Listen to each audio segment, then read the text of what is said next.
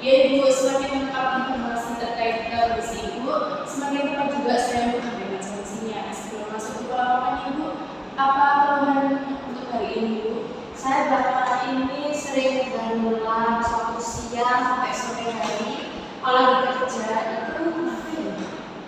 Kalau boleh tahu saat lelah itu seperti apa? Badan terasa berat, sakit kepala itu juga agak pusing. Apakah itu sampai mengganggu ke pekerjaan Ibu? Ganggu sekali saja gak terlambat kerja. Baik. Sekarang saya ingin tahu dulu seperti apa pengalaman Ibu kemarin sampai hari ini Ibu. Kita lakukan saja sambil diingatkan kembali. Untuk kemarin pagi sebelum kerja itu Ibu apa aja? Tidak sempat sarapan karena ya itu beberapa Gak sempat sarapan ya. Itu terjadi di kemarin aja atau tiap hari? hampir setiap hari begitu. Kalau untuk sehari-harinya itu bangun di jam berapa? Kadang itu saya bangun jam 4, jam 5 itu sudah bangun. Setelah bangun, apakah ada langsung beraktivitas atau ada sempat makan? Langsung beraktivitas. Ya Ibu. Boleh tahu aktivitasnya apa saja Ibu? Saya bangun tidur itu langsung nyapu, cuci piring, habis itu cuci baju, bangunin anak, nyiapkan makanan dan bekalnya anak juga itu. Cukup padat ya berarti ini untuk aktivitasnya. Lalu untuk siang kemarin makan apa Ibu? Saya siang kemarin itu beli makanan di kantin, habis itu karyawan itu ada nasi putih, satu porsi sedang sama dua potong dan juga minumnya teh manis. Kalau untuk sayurnya, Tidak ada itu saya nggak begitu suka sayur. kalau untuk apakah itu cukup kenyang untuk makan siangnya Ibu? Cukup sih Bu, tapi kalau pagi bukan. Kalau untuk sore hari dan kemarin itu bagaimana Ibu? Ada makan aja? Sore saya hanya makan gorengan 1-2 dan minuman air putih sebotol. Untuk makan itu karena tidak sempat makan atau belum lapar Ibu? Kalau sore hari itu lebih ke malas makan. Kalau untuk makan malamnya gimana Ibu? Malamnya saya makan nasi putih yang porsi kecil itu dengan mie instan 1 bungkus sama telur ceplok. Sayurnya ada atau tidak Ibu? Tidak ada. Tidak ada ya. Apakah sering makan mie instan di malam hari Ibu? Saya makan mie kalau udah terlalu capek dan malas beli atau masak itu. Oke. Kalau pagi ini sebelum datang ke sini, apakah sudah makan? Belum ya. Jadi saya rangkum dulu dari kemarin sampai pagi ini itu tidak ada sarapan, tidak perlu sarapan. Untuk siangnya makan nasi, tempe dan teh manis. Sorenya gorengan saja, terus malamnya ada nasi dan mie instan. Tidak ada buah, tidak ada sayur dan tidak ada protein hewaninya juga sama sedikit. Iya, benar. Selanjutnya saya ingin memahami lebih dalam Ibu terkait kondisinya. Apakah kondisi ini cenderung lebih karena waktu atau karena biaya Ibu?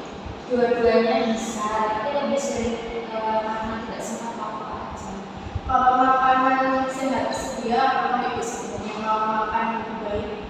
Mau, tapi kadang itu saya juga bingung mau makan apa. Kalau di rumah itu yang menyiapkan makanan itu siapa? Saya sendiri. Baik. Jadi saya paham untuk pekerjaan Ibu juga cukup banyak. Jadi Ibu itu harus urus rumah tangga dan bekerja ya. Iya, makanya itu saya sering kayak merasa capek gitu, capek banget. Saya paham Ibu. Jadi beban aktivitasnya cukup tinggi ya. Dan dari hasil pengukuran tadi beda-beda Ibu, kondisi Ibu ini termasuk di kategori status gizi yang kurang dan asupannya juga saya lihat masih kurang dari asupan yang seharusnya.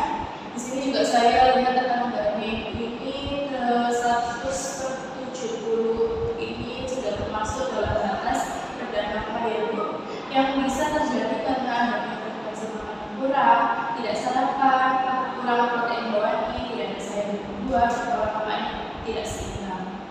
Jadi memang karena pola makan saya sendiri. Iya Ibu, tapi ini bukan sepenuhnya salah Ibu. Jadi bisa jadi karena kebiasaan dan kondisi yang perlu kita perbaiki.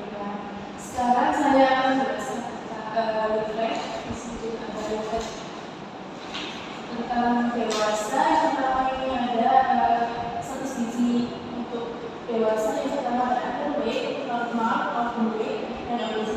itu ada di kisah gizi AHB yang berat badan kurang, berat badan bawah normal, terus normal ini berat badannya ideal, berat badan berlebih overweight, dan obesitas itu berat badannya obesitas.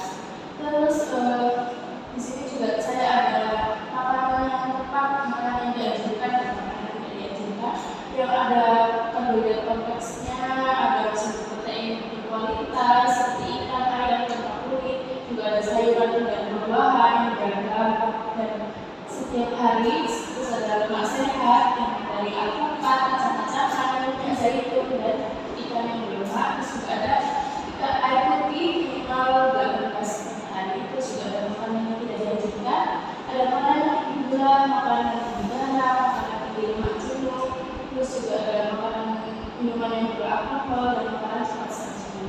Di sini juga saya ada contoh pola menu makan seimbang, yaitu disebutnya itu ada setengah piring sayur buah, air putih, 1/4 piring lauk dan 1/4 piring makanan pokok. Terus saya juga di sini ada teknik masak itu yang dilakukan itu ada mengukus, merebus, memanggang, menumis dengan sehat dan membakar. Terus ini juga saya ada prinsip dietnya itu ada prinsip 3J jenis, yaitu pilih makanan yang tinggi protein seperti ayam, ikan, telur, tempe, dan tahu, juga ada jumlahnya itu. Terus juga ada jadwalnya, yaitu makan itu 3 kali sehari, pagi, siang, malam, dan sarapannya jangan sampai lewat.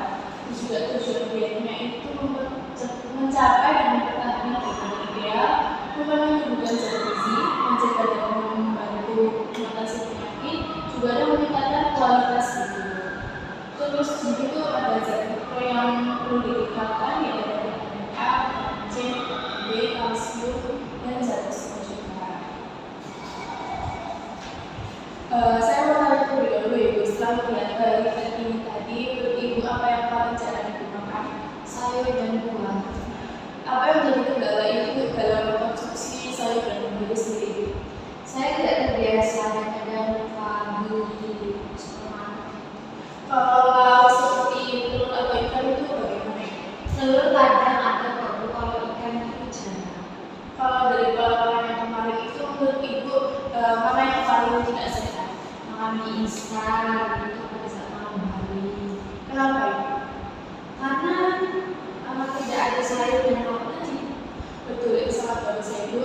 Jadi itu menu makan yang kurang seimbang ya. Jadi saya tidak minta Ibu langsung sempurna. Kita akan mulai dari yang kecil terlebih dahulu. Misalnya sarapan yang sederhana, tambah telur atau tempe, tahu atau kacang-kacangan atau sumber protein yang lain setiap hari. Kemudian ada pula mie instan di malam hari.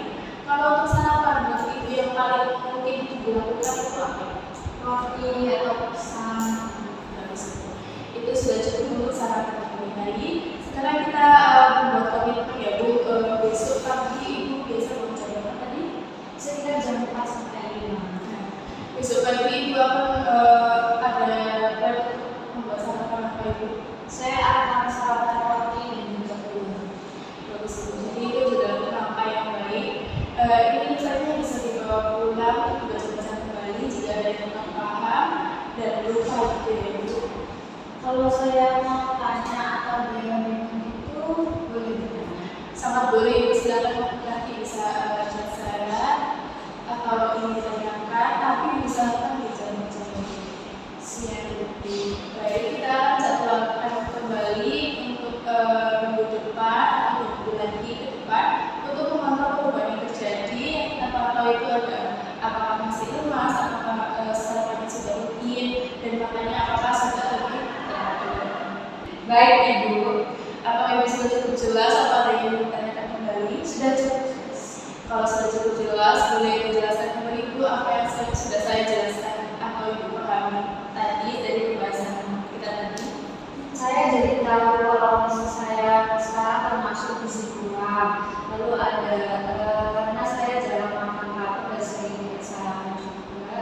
Soalnya saya juga paham kalau makanan saya selama ini kurang seimbang dan lebih seringnya itu nasi, tempe, mie instan, tapi juga jarang makan sayur, buah dan juga lauk. Dan saya juga harus mulai sarapan lagi